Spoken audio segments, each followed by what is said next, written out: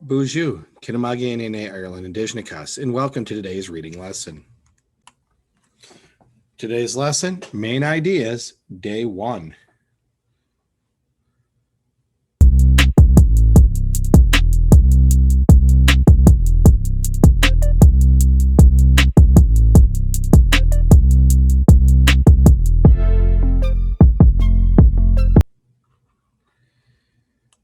The main idea of a text is what the text is about, and supporting details are those statements and sentences that provide evidence or proof to your original thought. So the directions say read the passage. What two main ideas describe this text? Underline the key details and explain how they support the main idea. So you're going to do this on the paper. And the first thing we're going to do is find the main ideas. The main ideas are quite frequently found as the first sentence, but not always. And looking at it, experts believe that the first dogs are probably wolves that were domesticated in order to help hunters kill their prey. Wolves were fast and fierce, and for a human being, partnership with a wolf must have been like acquiring a new weapon. Wolves also benefited from a relationship with humans by being able to count on their next meal. So this sentence kind of sums up what the paragraph's going to be about. First dogs were probably Mangan or wolves that were domesticated in order to help hunters kill their prey. So you go ahead and write that as a main idea.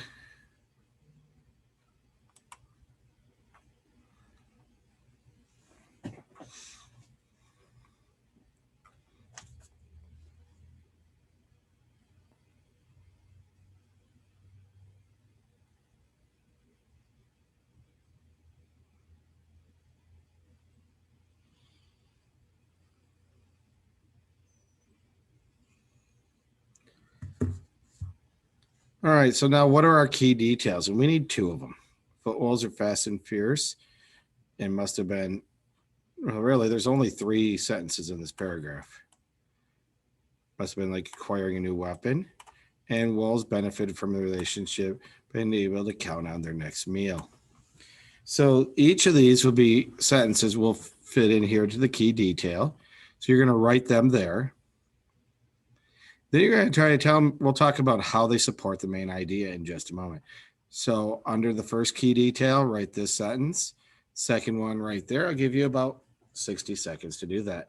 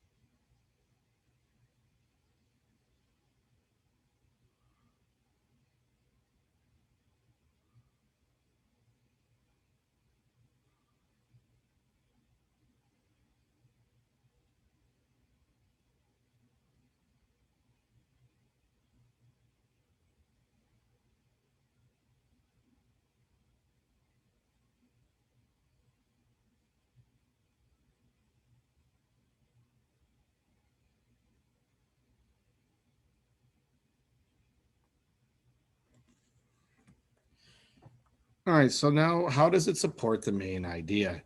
So the first one, wolves are fast and fierce. It supports it by explaining how they could help hunters kill their prey.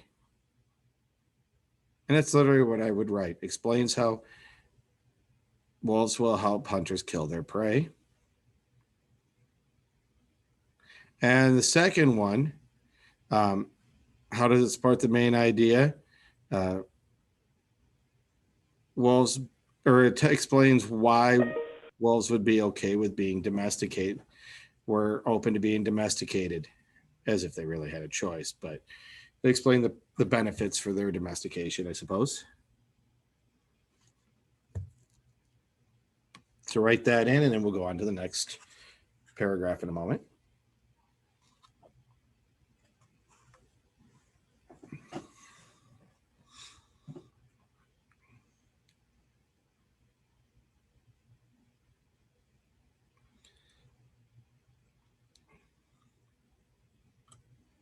Let's go on to the second paragraph here. I'm going to scroll down just a hair for us. Get my annotation tool back. That said, early domesticated dogs were not quite the same as wolves because humans bred them to have smaller jaws and teeth. When early humans first began breeding their dogs, it is likely they selected particular puppies from each litter based on their coat, their bark, and their temperament, or of their size. At some point, people began to use dogs to herd for other animals and also as guards at night. People learned how to breed their dogs for certain characteristics. And in this way, human beings have changed their animal companions over many, many centuries. That actually seems to be more of the topic of this paragraph. So an example of putting it at the end, right in there, people learned how to breed their animals for certain characteristics. So that's what I would put as my main idea. Then looking at the next tense, some examples here: bred to have smaller jaws and teeth. They're selected particular puppies based on coat, bark, temperament, or size. So those are the two supporting details, and you'll write them both in.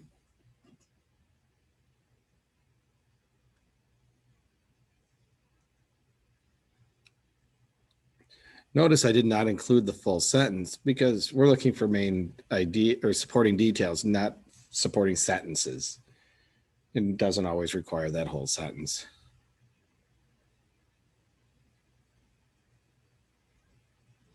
All right, so how does each one support? Bred with smaller jaws and teeth. It was a characteristic humans wanted. And that's really the same here, another characteristic that humans wanted. So they both have the support that main idea. So write that in. Characteristics humans wanted.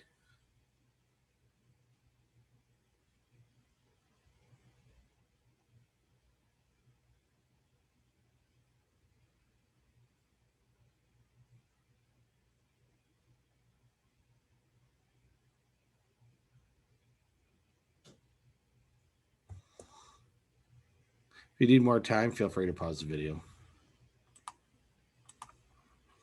Let's go on to the second story, bonsai. Main idea, key details.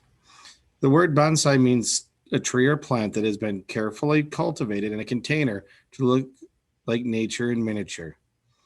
The art of growing a bonsai combines horticultural techniques and artistic expression.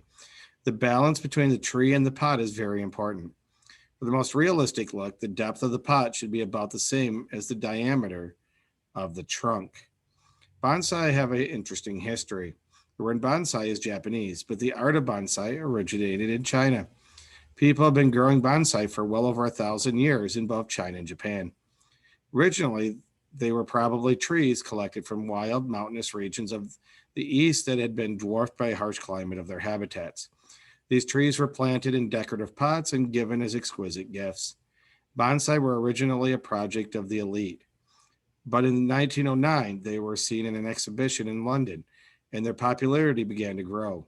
Nowadays, there are bonsai societies throughout the world. So let's pick the main idea. I'll help you with that, and you will pick a supporting detail.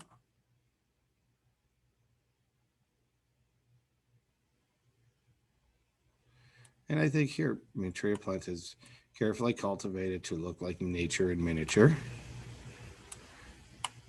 And over here,